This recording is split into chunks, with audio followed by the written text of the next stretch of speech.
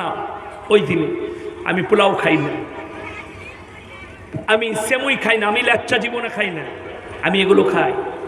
একটু পরোটা বানাও, একটু গোস্ত ভুনো।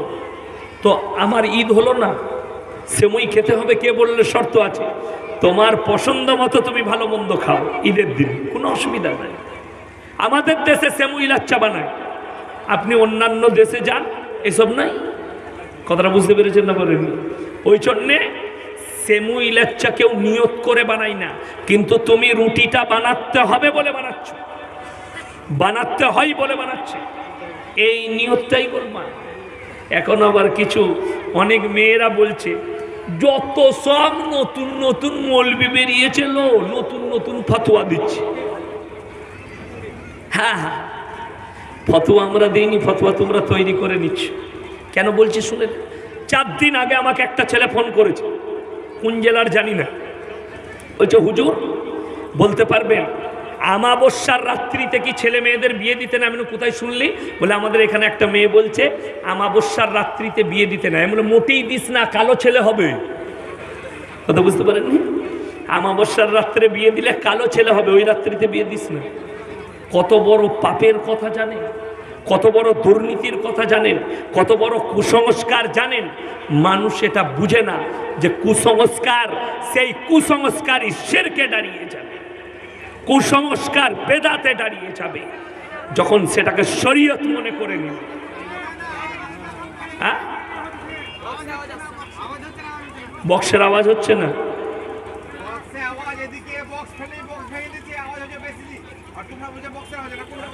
হ্যাঁ ঠিক আছে ঠিক আছে, এই বক্সটাকে ধরে একটু আগে দেন কিংবা ঘুরিয়ে দেন। মাইক ভালো তোমার, তুমি চিন্তা করো না, মাইক খুব সুন্দর। পানিতে দেন। এইটা কোনটা?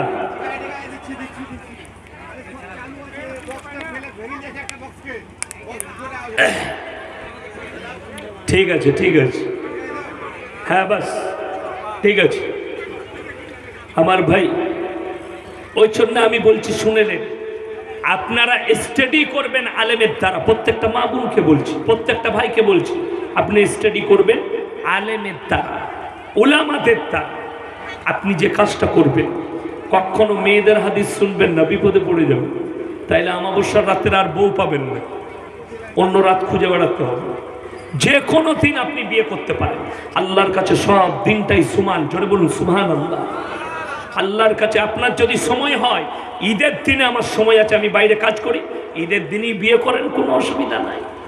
ঈদের দিনেই নিকাহ করেন, কোনো অসুবিধা নেই। কোরবানির দিনেই নিকাহ করেন, কোনো অসুবিধা নেই। আপনি ওই দিনে সুযোগ পেয়েছেন, ওই দিনে করবেন। কে বলল হারাম? কোন মৌলবি ফতোয়া দিয়েছে? দেই। এই ফতোয়াগুলো তৈরি করেছে আমাদের মায়েরা। শুনেলেন? আবার বলছে যে মাসে জন্ম হয়েছে সেই মাসে ছেলে মেয়েদের বিয়ে দিতে হবে। কি হবে? বলে মরে যাবে। আমি তো এই ফতোয়া জানতাম না, নাহলে আমি আমার জন্মর মাসেতেই বিয়ে করতাম, তারিখেই বিয়ে করতাম। সালা আমি আগে মরি, তারপরে দেখা যাবে। এই পরীক্ষা আমি করে নিয়েছি। আমার বিয়েতে 2টো চেয়ার দিয়েছে, হুজুর আপনি কোনো কথা শুনেননি। বললে একটা কথা শুনতে হবে। কি? সবাই আমাকে আপনাকে দেখবো বলছে, একবার বসতে হবে চেয়ারে। বলে চলো, অসুবিধা নেই। গিয়ে আমি বাঁ দিকের চেয়ারে বসে পড়লাম, সুযোগ পেয়েছি। ডান দিকের চেয়ারে আমার স্ত্রীকে বসে করালো, ঘরের মধ্যেই সবাই এসছে, আত্মীয় স্বজন দেখছে। একটা বুড়ি মেয়ে দাদি হয়, সে বলছে জামাইকে ডান দিকে বসতে হইলো, নাহলে বিয়ে ভেঙে যাবে। আমি বললাম হলো আমারটা আগে ভাঙুক। আমার 2টো বিটি হয়ে গেল, সুখী। আজও পর্যন্ত স্ত্রীর সঙ্গে কোনোদিন ঝগড়া হয়নি আমার। এখনো সেই দাদিকে দেখা হলে বলি, দাদি কি হলো বলো কিনা, আমারটা গোলমাল হলো। কি জানিল কি করে? আমরা কবরে যালো বুঝবি। তোদের কুসংস্কার বেরোবে। নামাজ নাই, রোজা নাই, দিনদারি নাই, পরেশকারি নাই, তাকুয়া নেই। বেঈমান কাফের আপনার উপরে এমনভাবে জাল বিছাচ্ছে। শুনেলেন? একটা বাড়িতে যদি 6 মাস কেউ বাস না করে, সেই বাড়িতে সর্বপ্রথম যে জাল বুনে সেটা হচ্ছে মাকড়সা। ঠিক কিনা?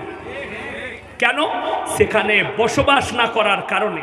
আজকে মুসলমান আলেমদের সংস্পর্শে না থাকার কারণে বেঈমান কাফের আপনার উপরে জাল বুনেছে।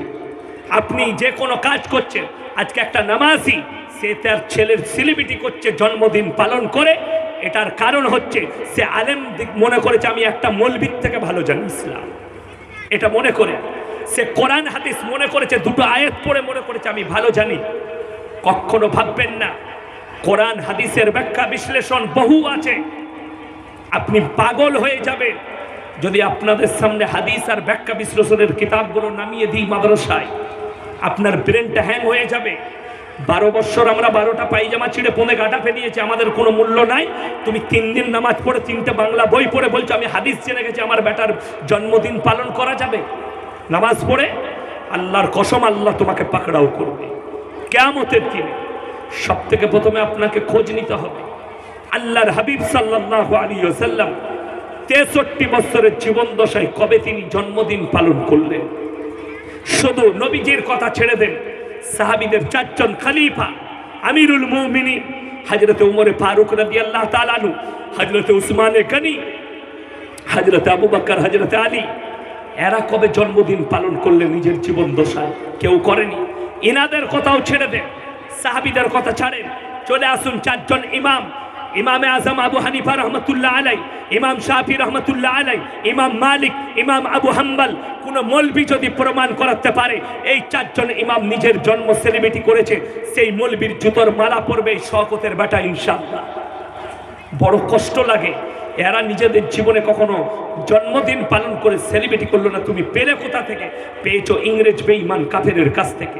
আজকে মুসলমান শোনো, যারা পশ্চিমী দুনিয়াকে ফলো করতে চাইছেন, সেই শিক্ষিত সমাজ যুবক যুবতীদিকে বলে যাচ্ছি, আল্লাহর কসম, পশ্চিম দিকে সূর্য উঠে না, সূর্য উঠে পূব দিকে, আর আলো হয় পূবেতে প্রথম, আর সূর্য ডুবে পশ্চিমে। যেখানে ডুবে সেখানে আলো হতে পারে না, সেখানটা অন্ধকার। আর পশ্চিমী দুনিয়া হচ্ছে অন্ধকার পরকালের জন্যে। শুনেলেন কিয়ামতটা কখন আল্লাহ শুরু করবেন? আপনার গায়ের লোম খাড়া হয়ে যাবে যেদিনে পশ্চিম দিকে সূর্যোদয় হয়ে যাবে। আল্লাহ আমালিয়াতের দরজা বন্ধ করে দিবেন পৃথিবীর মানুষের। জোরে বলুন সুবহানাল্লাহ। সেই পশ্চিমী দুনিয়াকে ফলো করছে অনেক শিক্ষিতরা বলে, তারা শুনে নাও, যারা আমাকে কমেন্টে গালি দাও, আমেরিকার কাছে নাসা আছে, আমেরিকার কাছে প্রযুক্তি আছে, তাদের কাছে বৈজ্ঞানিক আছে, তাদের কাছে প্রযুক্তি আছে, তাদের কাছে টেকনোলজি আছে। আল্লাহর কসম, তোমার কাছে টেকনোলজি নেই, তোমার কাছে কিছুই নেই। তোমার কাছে কোরআন আছে, আমার মতো ফুটো মৌলবি আছে, মসজিদ আছে, আল্লাহ আছে, রসুলের আখলাক চরিত্র আছে। তো আল্লাহর কসম, তোমার জন্য জান্নাত আমার আল্লাহ রেডি করে রেখেছেন। জোরে বলুন সুবহানাল্লাহ। তুমি কার আখলাক আর চরিত্র ধরছো? যারা মায়ের সঙ্গে জিনা করে, যারা বোনের সঙ্গে জিনা করে, যারা বিটির সঙ্গে জিনা করে, যে দেশের আমেরিকা, লন্ডন, ব্রিটেন, জাপান, জার্মানির মেয়েরা তাদের দেশে সেক্সপিরি, লন্ডনের রাস্তাঘাটে, লন্ডনের ডাস্টবিনে বাচ্চা পড়ে থাকে, সেখানকার কলেজগুলোই আমরা বলিনি, আমাদের দেশের মিডিয়ারা বলছে ওই লন্ডন আর আমেরিকার কলেজগুলোই হাজার হাজার মেয়ে প্রত্যেক দিন ধর্ষিতা হয়, তাদেরকে ক্লাসের মধ্যে ধর্ষণ করা হয়। যেহেতু সেখানে সেক্স ফ্রি করা আছে, রাস্তাঘাটে কুকুরের মতো জিনা করতে পাবে, অসুবিধা নেই। আপনি তাকে ফলো করতে চাইছেন, শুনে রেখে দেন, যারা ওদিকে ফলো করতে চাইছেন, কয়েকটা দামি লোকের আখলাক বলে দিচ্ছি। তার মধ্যে 1 নম্বর হচ্ছে দিয়েগো মারাদোনা, মারাত্মক একজন প্লেয়ার, যাকে ফুটবল সম্রাট বলা হয়। সে যখন বিয়ে করতে গেছে, তার 9 বছরের মেয়েকে নিয়ে বিয়ে করতে গেছে। ইউটিউব আর গুগল খুলে সার্চ করেলেন, তার বিয়ের আগে তার বাচ্চা হয়ে গেছে, তার মানে জিনা করে বাচ্চা করেছে। এটার নাম হচ্ছে রিলেশনশিপ, এটার নাম হচ্ছে গার্লফ্রেন্ড। আজকে বহু মুসলমান যুবক যুবতী এই ধরনের গার্লফ্রেন্ড আর রিলেশনশিপকে আশ্রয় দিচ্ছে। আল্লাহর কসম, ইসলামে গার্লফ্রেন্ড জায়েজ নাই, ইসলামে রিলেশনশিপ জায়েজ নাই। ইসলামে যদি জায়েজ আছে, হালাল বিবি আল্লাহ জায়েজ করেছেন, তার সঙ্গে সারা রাত মিলামিশা করো, সারা রাত তার ঠোঁটে ঠোঁট লাগিয়ে শুয়ে থাকো, নেকি পাবে, পাপ হবে না। আল্লাহর কসম, রিলেশনশিপে তুমি জাহান্নামের রাস্তা অতিক্রম করবে। কোনো ছেলে যদি কোনো মেয়ের সঙ্গে রিলেশনশিপ করে, তার গায়ে হাত লাগালে হাতের জিনা হবে, মুখ লাগালে মুখের জিনা হবে, তার সঙ্গে জিনা করলে শারীরিক জিনা হবে। ইসলাম এত সুন্দর বিবি দিয়েছে, বিবির সঙ্গে সারা রাত যদি তুমি শারীরিক মিলামিশা করো, আল্লাহর কসম গুনাহ হবে না। জোরে বলুন সুবহানাল্লাহ। বিবির গলা ধরে যদি সারা রাত শুয়ে থাকো, তোমার কোনো পাপ হবে না। লোকের বইয়ের সঙ্গে যদি গলা ধরে শুয়ে থাকো, সারা রাত তোমার নামে জিনা লেখা হবে, সারা রাত তোমার নামে পাপ লেখা হবে। দুটোই নারী, দুটোর মধ্যে আল্লাহ কতটা পার্থক্য করলেন একবার ভাবেন, আপনার চোখ দিয়ে পানি পড়বে। একজন বিবি সে জায়েজ, আর ওইটাও মেয়ে আর এটাও মেয়ে, তার যা আছে এর উতাই আছে। তুমি এর সঙ্গে রিলেশনশিপে গেলে, পরকিয়া করলে তুমি জাহান্নামের রাস্তা অতিক্রম করবে, হারাম। আর সেই রকমই একটা নারী যাকে তুমি হালাল বিবি করেছো, তার সঙ্গে তুমি শারীরিক মিলন করলে তুমি নেকি পাবে। জোরে বলবেন না সুবহানাল্লাহ। মুসলমান বুঝে না, পশ্চিমী দুনিয়ার আদর্শকে এরা আদর্শ মনে করছে। আল্লাহর কসম না, নবীজির আদর্শটা পৃথিবীর শ্রেষ্ঠ আদর্শ, নবীজির আখলাক শ্রেষ্ঠ আখলাক। একটা আমেরিকার মেয়ে, সে তার প্রতিবেদনে লিখছে, এটা মায়েরা ভালো করে শুনবেন, যাদের বিবি আছে তারা ভালো করে শুনবেন, যারা নিজেদের বিবিকে পর্দা করতে পারেন না তারা শুনবেন, যারা নিজেদের মেয়েদিকে ঢাকতে পারে না তারা ভালো করে শুনবেন। আমার ভাই, আপনার স্ত্রী বেপর্দা, লন্ডনে আমেরিকার ওই মেয়েটা, সে তার প্রতিবেদনে লিখছে, আমি ইসলাম কবুল করার আগে এত নিকৃষ্ট ছিলাম, আমি ইসলামের এই উলামা দিকে, আলেম দিকে আমি নিকৃষ্ট চোখে দেখতাম, ছোট চোখে দেখতাম। এদের থেকে নোংরা, এদের থেকে খারাপ, এই ইসলামের থেকে খারাপ ধর্ম পৃথিবীতে নেই। কেন? এরা মুসলমানকে ঢেকে দেয়, মুসলমান নারীদিকে এরা ঢেকে বঞ্চিত করে। তারপরে অনেক চিন্তা করার পরে তার ব্রেনে আল্লাহ দিমাগ দিলেন, তাহলে পরীক্ষা করা যায়।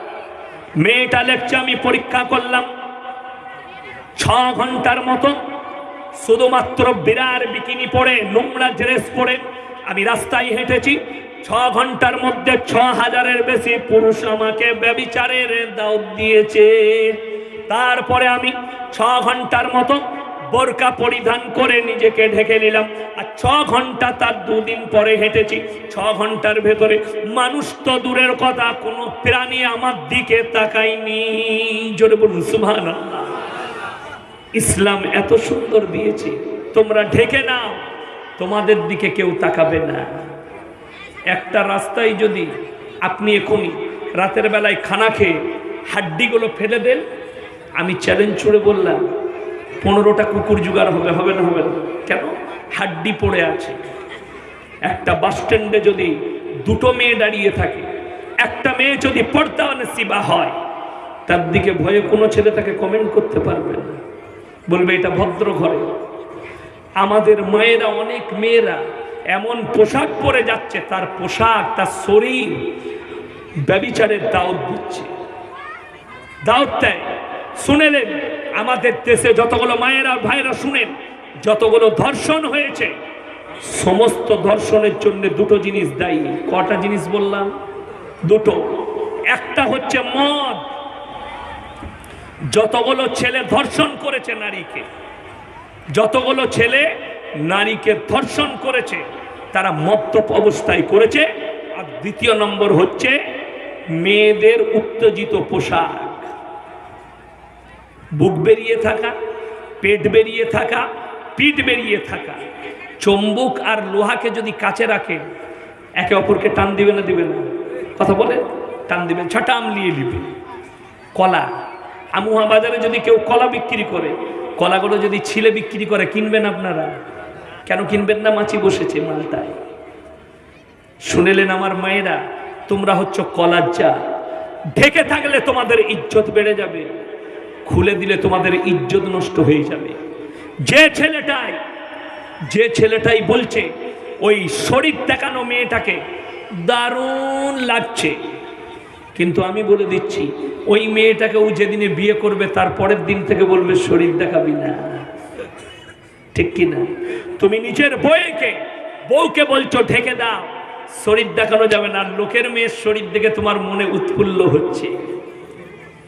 এটা চিন্তা করবে, মাইনকে জিজ্ঞেস কর। ওই জন্যে তো তোমার স্ত্রীকে তুমি এমন ভাবে হেফাজত করো। আল্লাহ কোরআনে বলেছে, ওয়াদরিব খুমুরিহিন্না আলা জুনুবিহিন, হে নারী পর্দা নির্ধারিত করো, তোমরা পর্দা নির্ধারিত করো, কোনোদিন ধর্ষিতা হবে না। জোরে বলুন সুবহানাল্লাহ। আজ পর্যন্ত শুনেছেন আরবের ভূমিতে ধর্ষণ? 2টো কারণে নাই। কটা কারণে বললাম? দুটো কারণে, জোরে বলুন সুবহানাল্লাহ। এক নম্বর কারণ হচ্ছে মেয়েদের পর্দা, দ্বিতীয় নম্বর কারণ হচ্ছে শাস্তি। আমাদের দেশে ধর্ষণ বেড়ে যাওয়ার কারণ দুটো, 3 দিন জেলে থাকবি, জামিন পেয়ে যাবি, আবার চালাবি। আপনারা রাগ করছে, আমি হক কথা বলছি, উৎসাহ দেওয়া হয়।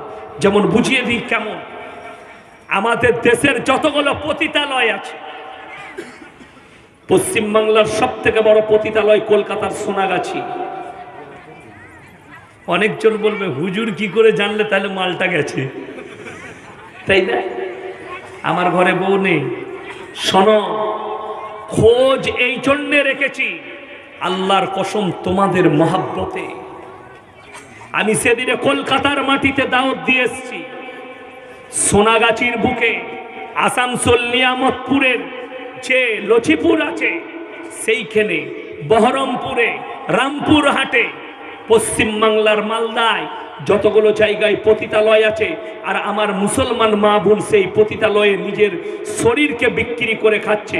আমি তাদেরকে দাওয়াত দিয়েছি, দিনের খাতিরে তোমরা যদি রাস্তা খুঁজে না পাও, আমাদের মতো মৌলবীর সঙ্গে সম্পর্ক করো, আমরা হালাল রাস্তা দেখাবো এবং জান্নাতের রাস্তা অতিক্রম করবে, ইস্তেগফার করে ফিরে এসো।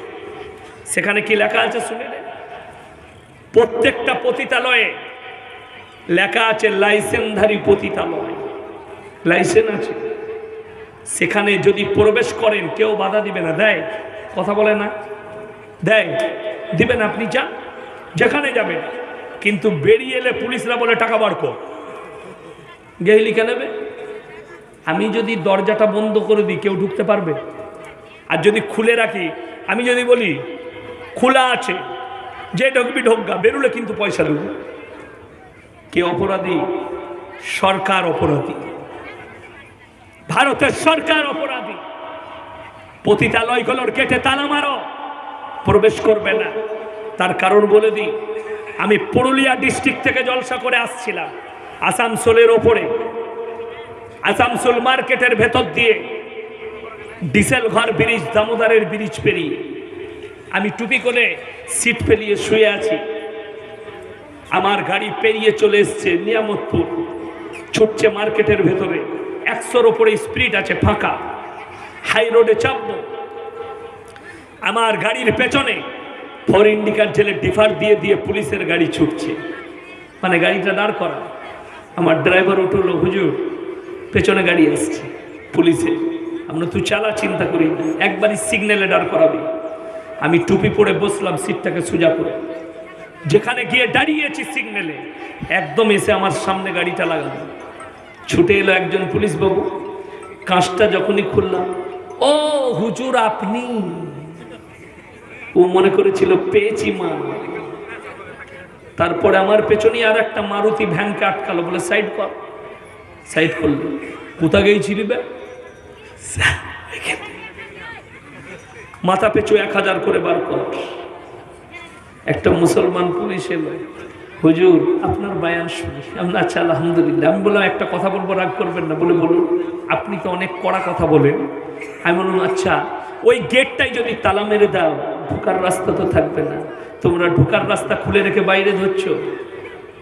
বলে হুজুর ডিউটি, কি করব, সাজেশন আমাদের নয়। বাস্তব কথা, এর জন্য প্রশাসন দায়ী নয়, এর জন্য দায়ী হচ্ছে সরকার, এর জন্য দায়ী হচ্ছে রাজ্য সরকার, কেন্দ্র সরকার। এই পতিতালয়গুলো তালা মেরে এদের যদি জীবন ব্যবস্থা করে দেওয়া হয়, ওই জিনাটা বন্ধ হবে, মানুষ তার যৌবনটাকে হারাম জায়গায় খরচ করবে। শুনেলেন আমার আল্লাহ তাআলা জিনাটাকে কিভাবে বঞ্চিত করেছেন। কোরআনে বললেন ওয়ালা তাকরাবুজ জিনা ইন্নাহু কানা ফাহিশা ওয়া সাআ সাবিলা। হে আমার নবী, পৃথিবীর মানুষকে বলো, ব্যভিচার করা তো দূরের কথা, যে রাস্তায় ব্যভিচার হয় সেই রাস্তার ধারে পাশে তোমরা যাতায়াত করো না। জোরে বলুন সুবহানাল্লাহ। আমার আল্লাহ ব্যভিচার থেকে বাঁচাতে চেয়েছে, জিনা থেকে বাঁচাতে চেয়েছে, আর মানুষ জিনার রাস্তা খুলে রেখে দিয়েছে। ওই জন্যে খুব কষ্ট লাগে ওই সমস্ত যুবকের প্রতি। আপনার কাছে যে চোখটা আছে, এই চোখ দুটো 100টা পাপের মধ্যে 90টা পাপের জন্য দায়ী হচ্ছে চোখ। যে পুরুষরা চোখকে কন্ট্রোল করতে পারবে না, সে কখনো, যারা নিজের নফসকে কন্ট্রোল করতে পারবে না, শুনেলেন আপনাকে ঘটনা শুনিয়ে দিই। হযরতে হাবিব ইবনে উমর একজন ইসলামের বড় যোদ্ধা, তার সঙ্গে তার 7 জন সৈন্য যুদ্ধ করতে করতে বেঈমান কাফেরের রোম দেশের সঙ্গে যুদ্ধ হচ্ছে। তাদের সঙ্গে যুদ্ধ করতে করতে তারা বন্দী হয়ে গেছে। বন্দী হওয়ার পরে তাদের মধ্যে বিচার হলো, 7 জনকে সঙ্গে সঙ্গে শহীদ করে দেওয়া হলো। 7 জন শহীদ, তাদের গর্দনকে কেটে দেওয়া হলো। এরপর বেঁচে আছে 1 নম্বর হযরতে হাবিব ইবনে উমর। তাকে দেখার পরে রোমের বাদশা বললে, শোনো, হযরতে হাবিব ইবনে উমর এলান করলে, হে আমার 7 জন বন্ধু, তোমরা ইসলামের জন্য শহীদ হচ্ছ, আল্লাহ তোমাদের জন্য জান্নাতের বন্দোবস্ত করে রেখেছে। জোরে বলুন সুবহানাল্লাহ। এই রোমের বাদশা বলল, হাবিব ইবনে উমরকে কতল করো না, আমার কাছে বিক্রি করো। বলে কেন? বলে একে যদি কেটে দাও, মেরে দাও, শহীদের দরজা পেয়ে জান্নাত চলে যাবে। বলে আপনি কি করবেন? একে আমার কাছে বিক্রি করো। সর্বপ্রথম আমি আর ঈমানটাকে নষ্ট করব, তারপরে আমি একে কতল করব, একে আগে বেঈমান করব। হাবিব ইবনে উমরকে রোমের বাদশা নিজের রাজশাহীতে নিয়ে গেলেন, বন্দি করে একটা রুমের মধ্যে বন্দি করেছেন। সর্বপ্রথম তার কাছে যে খাবারটা পাঠিয়েছেন, একটা প্লেটে শুয়োরের মাংস আর একটা গ্লাসের মধ্যে মদ। 2টো জিনিস এলো তার দাস্তারখানে, একটা প্লেটে শুয়োরের মাংস, একটা প্লেটে মদ। হযরতে হাবিব ইবনে উমর হাত দেয়নি, খালি পানিটা পান করেছেন, খাবারে হাত দেয়নি। হাবিব ইবনে উমরের এই আচরণ দেখে রোমের বাদশা দেখলে এর ঈমানকে সহজে নষ্ট করা যাবে না, তাইলে শেষ অস্ত্র হাসিল আমাকে ইখতিয়ার করতে হবে। কি? রোমের বাদশা নিজের সুন্দরী মেয়েকে বলল, তুমি যাও হাবিব ইবনে উমরের কামরায় আর নিজের শরীরটাকে খুলে যাও, পুরো ব্যবস্থা করে তোমার শরীরের পরিদর্শন করো, সে যেন সঙ্গে সঙ্গে তোমার সঙ্গে জিনা করে, তার ঈমান নষ্ট হবে, আমি তাকে কতল করে দেব। হাবিব ইবনে উমরের কানে এই কথা যখন পৌঁছেছে, হাবিব ইবনে উমর সঙ্গে সঙ্গে সিজদায় পড়ে আল্লাহকে বলেছেন, ওগো আল্লাহ রাব্বুল আলামিন, আমার ঈমানকে মজবুত করো এবং আমার চোখকে বন্ধ করে দাও। আমার যদি মৃত্যু চলে আসে, তাও তুমি আমার চোখকে খুলো না, দরকার পড়ে আমাকে অন্ধ করে দাও। জোরে বলুন সুবহানাল্লাহ।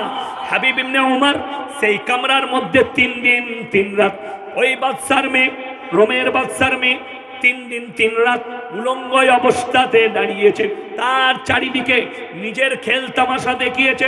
আল্লাহর কসম, হাবিব ইবনে উমর নিজের চোখটা এক পলকের জন্যও খুলেনি। বাদশার মেয়ে বললে, এ হাবিব ইবনে উমর, তুমি কেমন পুরুষ, কেমন মরদ, এই 3 দিন 3 রাতে তুমি একবারও আমার দিকে তাকিয়ে দেখলে না? কোন শক্তি রুখে দিয়েছে আমাকে? বাদশার পৃথিবীর যতগুলো রাজা বাদশা আছে, তাদের সন্তানরাই আমাকে পাওয়ার জন্য মারিয়া, আর আমি তোমার কাছে নিজের শরীরকে খুলে 3 দিন 3 রাতে দাঁড়িয়ে আছি। হাবিব ইবনে উমর বললেন, আল্লাহর কসম করে বলছি যে আল্লাহ রাব্বুল আলামিন আমার জন্য জান্নাতে তোমার থেকে সুন্দর বিবি রেখেছেন, সেই আল্লাহ আমাকে রুখে দিয়েছেন। জোরে বলুন সুবহানাল্লাহ। প্রত্যেকটা পুরুষের ভাবা উচিত, দুনিয়াতে আপনার যে বিবি আছে, মরে গেলে 3 দিন পরে মাটি হয়ে যাবে, ঠিক কিনা? একটা মেয়ে দেখবেন, আমাদের স্ত্রীরা শরীর খারাপ হলে শুকিয়ে যায় না, কথা বলে, কোনো অসুখ করলে শুকায় না, শরীর তখন দেখতে খারাপ লাগে। কোনো অসুখ বিসুখ হলে শরীর খারাপ হয়ে যায়। একটা মেয়েকে 3 মাস ভরে রেখে দাও। শুনেলেন একজন বড় আল্লাহর ওলির ঘটনা, আন্দরনি বাস্তবী রহমাতুল্লাহ আলাই। অহংকারের কারণে আল্লাহ 40 দিন এই নারীর বদৌলতে 40 দিন সুয়ত চড়িয়েছিলেন। কদিন বললাম? 40 দিন সুয়ত চড়িয়েছিলেন আন্দরনি বাস্তবী রহমাতুল্লাহ আলাই। শুনিলেন প্রত্যেক দিন রাস্তা দিয়ে পেরিয়ে যেত, আর একটা খ্রিস্টানদের মেয়ে, এত সুন্দরী মেয়ে, রূপসী মেয়ে, ঝাড়ু লাগাতো, সেই মেয়েটার প্রেমে পড়ে গেল। এত নামাজ, এত ইবাদত, এত ভালো মানুষ, পড়ে গেছে প্রেমে। আন্দরুনি বাস্তবী রহমতুল্লাহ আলাইহির মনে প্রেম জাগলো। তার বাবাকে গিয়ে বললে, তোমার মেয়ের সঙ্গে আমি বিয়ে করতে চাই। বলে, আমার বাড়িতে 40 দিন শুয়োর চড়াতে হবে।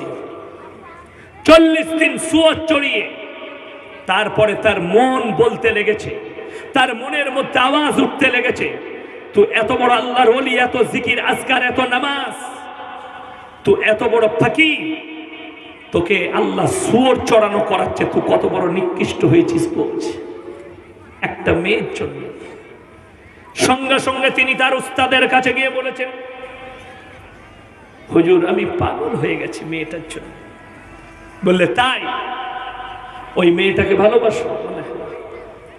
ওই মেয়েটা 3 মাস যদি খাবার না খায়, শুধু একটু আধটু পানি খেয়ে থাকে, সেই মেয়েটার শরীরটা খারাপ হবে না? হবে না? 3 মাস পরে তার ঢাঁচ পাল্টিয়ে যাবে। কিন্তু আল্লাহ তোমার জন্য যে হুরের ব্যবস্থা করেছে, তুমি কি জানো সেই হুরটা কেমন? সেই হুরটা এমন একটা জিনিস আল্লাহ তোমাদের জন্য লুকিয়ে রেখেছে। ওয়াহুরুন ইনুন কামসালিল লুলুইল মাকনুন, তোমাদের জন্য হুর কান্ত বিবি, তোমরা যেমন হীরেমতি মুক্তকে লুকিয়ে রাখো, আমি আল্লাহ তোমাদের বিবিকে লুকিয়ে রেখেছি। সর্বপ্রথম জান্নাতে প্রবেশ করে তোমরাই স্পর্শ করবে। জোরে একবার বলুন সুবহানাল্লাহ। তোমাদের বিবিদিকে তোমরাই স্পর্শ করবে, তার আগে কেউ তাদেরকে টাচ করেনি, লুকিয়ে রেখেছি। যেমন মায়েরা বোনেরা সোনাকে হিরেকে ডিব্বার মধ্যে ভরে রাখে, আলমারির লকারে রাখে, আল্লাহ কোরআনে এই শব্দই ব্যবহার করলেন, ওয়াহুরুন ইনুন কামসালিল লুলুইল মাকনুন। আমি লুকিয়ে রেখেছি, আমি লুকিয়ে রেখেছি তাদেরকে তোমাদের জন্য, তোমাদের পুরস্কারের জন্য লুকিয়ে রেখেছি। এরকম বিবি যদি আল্লাহ আমাদের বন্দোবস্ত করেছে, আল্লাহর কসম করে বলে যাচ্ছি, তোমার কাছে মৃত্যু এলে পৃথিবীর কোনো শক্তি বাঁচাতে পারবে না। পৃথিবীতে যতগুলো সত্য কথা আছে, তার মধ্যে সব থেকে বড় সত্য কথা হচ্ছে মৃত্যু, যেটাকে পৃথিবীর কোনো ধর্মের মানুষ অস্বীকার করতে পারবে না। যত বড়ই ঘোড়া টেপে থাক, পৃথিবীর 2টো লোক সব থেকে বেশি সুরক্ষায় আছে এখন। কটা লোক বললাম? 2টো। একটা আমেরিকার প্রেসিডেন্ট জো বাইডেন, আর একটা হচ্ছে রাশিয়ার প্রেসিডেন্ট ভ্লাদিমির পুতিন, যাদেরকে সবসময় ঘেরা টোপে রাখা হয়েছে। আমেরিকার প্রেসিডেন্ট যে গাড়িটাই চাপে, সেই গাড়িটার মূল্য হচ্ছে $350 কোটি। ভুল বললাম, $350 মিলিয়ন। ঠিক আছে, দেখে নিচ্ছেন। দুধটা এনেছিস? আমার ভাই, সব থেকে দামি গাড়িতে চাপে কে? আমেরিকার প্রেসিডেন্ট। $350 মিলিয়ন। সেই গাড়িটায় মিসাইল লাগবে না, সেই গাড়িটায় গুলি লাগবে না। কাঁচগুলো এমন মেটেরিয়াল দিয়ে বানিয়েছে, কাঁচে যদি মিসাইল মারা হয়, মিসাইল ছিটকিয়ে ব্যাকে যাবে কিন্তু ভাঙবে না। ওই গাড়িটা যে মেটেরিয়াল দিয়ে বানানো হয়েছে, সেই মেটেরিয়ালটা এত দামি, সেই মেটেরিয়ালের আংটি পৃথিবীর 3টে লোক পরে, তার মধ্যে 2টো আরবের শেখ আর একটা ভারতের মুকেশ আম্বানির কাছে আছে। তাছাড়া সবারই কিমত, অত কিমত বলা আংটি পড়ার ক্ষমতা নেই। এরকম শুধু তাই নয়, তাদের কাছে যে বডিগার্ড আছে, ভ্লাদিমির পুতিনকে দেখাচ্ছে, সে যেখানটায় দাঁড়িয়ে থাকে, প্রথম রাউন্ডটা যেটা থাকে, সেখানে 7 জন থাকে। 7 জনের হাতে 7টা অ্যাটার্জি আছে। সেই অ্যাটার্জিগুলো আপনারা মনে করছেন বিপকেস না অ্যাটার্জি? না, প্রত্যেক জনের হাতে যেটা আছে, যখনই হামলা আসবে, সুইচ টিপা মাত্র AK-47 ধার ধার ধার করে গুলি চলতে শুরু করবে। তার এতটা ফাস্ট। শুধু তাই নয়, তাদের কোমরে কয়েকশো রাউন্ড গুলি লাগানো আছে, বুলেট প্রুফ গুলি, যাকে মারবে ঝাঁঝরা করে দেবে। ওই অ্যাটার্জির সঙ্গে অটোমেটিক ফিট হবে, আর গুলি চলতে শুরু করলে আর শেষ হবে না। তার 2য় নম্বর ঘেরাটোপে যারা আছে, 14টা মার্শাল আর্ট আছে। 14টা মার্শাল আর্ট, যাদের কাছে মিসাইল রাখা আছে, ছোট ছোট মিসাইল, তারা প্রতি সেকেন্ডে কয়েকশো মিসাইল থ্রো করতে পারবে, এত বড় মার্শাল তারা। তৃতীয় নম্বরে যারা আছে 30টা বডিগার্ড আছে, তাদেরকে কভার করতে গেলে সাধারণ মিলিটারি কমপক্ষে এক একজনকে 50টা করে লাগবে, 3 5 15 150টা মিলিটারি লাগবে। মুআম্মার গাদ্দাফির কাছে আমেরিকা যখন যুদ্ধ সেনা পাঠায়, লুকিয়েছে মুআম্মার গাদ্দাফির কাছে যে মেয়েগুলো বডিগার্ড, যে সেনাগুলো ছিল, মেয়ে ছেলে সেনা, তাদের যৌবনকে নষ্ট করে তাদেরকে এতটা বড় মার্শাল আর্ট করেছিল, আমেরিকার কয়েকশো সেনা হত্যা করেছে তারা, আমেরিকার কয়েকশো সেনাকে হত্যা করে দিয়েছে, তারপরে প্রবেশ করতে পেরেছে, তারা মরেছে। আমার ভাই, আল্লাহর কসম করে বলছি, শুনে নেওয়ার পর, এতগুলো কাজ করার পরেও, এত বডিগার্ড রাখার পরেও মালাকুল মউত এলে আটকাতে পারবে? জোরে একবার বলুন না সুবহানাল্লাহ। মালাকুল মউত এলে না জো বাইডেন রেহাই পাবে, না ভ্লাদিমির পুতিন রেহাই পাবে। মৃত্যু যদি তার কাছে আসে, রোকার ক্ষমতা পৃথিবীর আর কোনো শক্তির নাই। আল্লাহর কসম, মৃত্যুটা সত্য। এরপর বলে দিই, আমার আল্লাহ রাব্বুল আলামিন কোরআনে কসম খেলেন, ওয়ান্নাজিয়াতি গরকাম ওয়ান্নাশিতাতি নাশতা। হে আমার বিশ্ব নবী, তুমি পৃথিবীর মানুষকে বলো, আমি কসম খাচ্ছি ওই ফেরেশতা, আমি যখন হুকুম দিই দ্রুত গতিতে তোমাদের কাছে পৌঁছায়। দ্রুত গতি, তাদের এতটা গতিবেগ থাকে, তোমরা মানে আর কি দুনিয়ার মানুষের ক্ষমতা নেই মিটার দিয়ে মেপে দিই, তারা পৌঁছায়। গারকা মানে হচ্ছে ডুম মারা, তোমাদের শরীরে ডুম মারে, তোমাদের আত্মাকে খুঁজে খুঁজে নিয়ে এসে সেই আত্মাকে পাকড়াও করে, কোরআনে আছে ওয়ালাউলা ইজা বালাগাতিল হুলকুম, তোমাদের হালাকে টেনে আনে, তখন তোমরা মৃত্যুর শয্যায় পড়ে থাকবে। আনতুম হিনা ইযিন তানজুরুন, তোমরা খালি ভ্যাল ভ্যাল করে তাকিয়ে দেখবে। এর সর্ববড় দলিল শুনেলেন, মৃত্যুর সময় দেখবেন কোনো মানুষের মুখ দিয়ে রক্ত বেরিয়ে যায়, যাই না যাই না। অনেক সাধারণ মানুষ আমরা বলি তার লাঞ্চ ফেটে গেছে, না, তার মৃত্যুকে টেনে আনার সময় রক্ত মুখ দিয়ে বেরিয়ে চলে আসে কষ্ট হলে। কোন মানুষের প্রস্রাব বেরিয়ে যায়, কোন মানুষের পায়খানা বেরিয়ে যায়। ওই মৃত্যুকে যখন আমার আল্লাহর ফেরেশতারা টেনে নিয়ে আসে, ওয়ান্নাসিয়াতি গরকা ওয়ান্নাশিতাতি নাশতা, আমি কসম খাচ্ছি ওই ফেরেশতা, তোমরা কবরে শোয়ানোর পরে দ্রুত গতিতে গিয়ে যারা কোমরের বাঁধনগুলো, শরীরের বাঁধনগুলো যে ফেরেশতারা খুলে দেয়, তাদের কসম করে বলছি, তারা তোমাদের মধ্যে রূহকে ফুঁকে দেওয়া হবে, আর প্রশ্ন উত্তর শুরু করবে। আল্লাহর কসম, এটা থেকে কেউ রেহাই পাবে না। একটা কোটিপতি লোক মরে গেলে তারও 1000 টাকার কাফন, আর একটা ভিখারি যদি আপনার রাজকিরাম বাজারে ভিক্ষা করতে করতে রাত্রের বেলায় দোকানে শুয়ে মারা যায়, তারও 1000 টাকার কাফন, তার ওই মাটি।